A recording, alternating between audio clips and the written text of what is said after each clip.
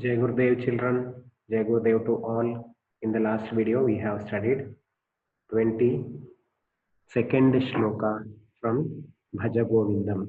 Even today's video you are going to learn the 23rd and 24th shloka. Kastvam koham kuta ayatah कामे जननी को मे तातः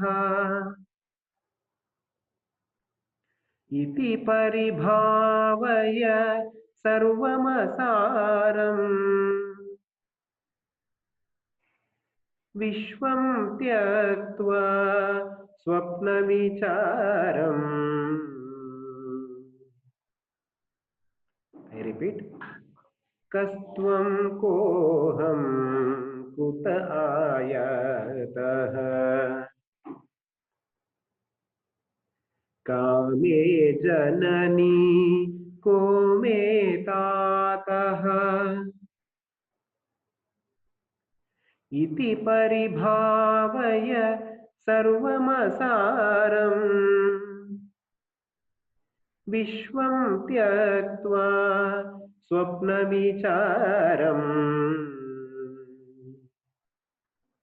भज गोविन्दं भज गोविन्दं गोविन्दं भज मूढमते सम्प्राप्ते सन्निहिते काले सम्प्राप्ते सन्निहिते काले नहीं नहीं रक्षति डुकृञ्जकरणे नहीं नहीं रक्षति डुकृञ्जकरणे. भज गोविन्दं भज गोविन्दं गोविन्दं भज मूढमते. We will study the 24th shloka. त्वयि मयि चान्यत्रैको विष्णुः व्यर्थं कूप्यसि मय्यसहिष्णुः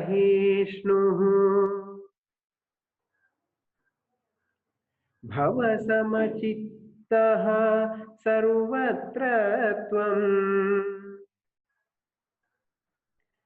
वाञ्छस्य चिरात् अपि विष्णु त्वम्.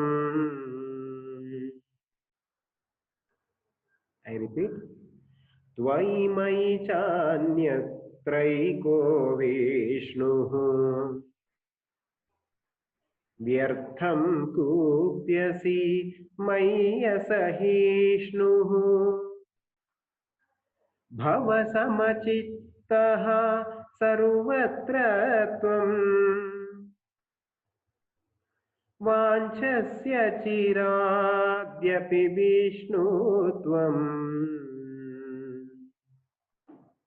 भज गोविन्दं भज गोविन्दं गोविन्दं भज मूढमते सम्प्राप्ते सन्निहिते काले सम्प्राप्ते सन्निहिते काले नहीं नहीं रक्षति डुकृञ्जकरणे नहीं नहीं रक्षति डुकृञ्जकरणे. भज गोविन्दं भज गोविन्दं गोविन्दं भज मूढमते. कस्त्वं कोऽहं कुत आयातः कामे जननी को मे तातः इति परिभावय सर्वमसारं विश्वं त्यक्त्वा स्वप्नविचारम्. त्वयि मयि चान्यत्रैको विष्णुः व्यर्थं कूप्यसि मय्यसहिष्णुः भवसमचित्तः सर्वत्र त्वं वाञ्छस्य चिराद्यपि विष्णु त्वं भज गोविन्दं भज गोविन्दं गोविन्दं भज मूढमते सम्प्राप्ते सन्निहिते काले सम्प्राप्ते सन्निहिते काले नहीं नहीं रक्षति दुकृञ्जकरणे भज गोविन्दं भज गोविन्दं गोविन्दं भज मूढमते. Hope all of you enjoyed with the shlokas. So next video we will come up with the next shlokas. Jai Gurudev children. Have a good day. Take care.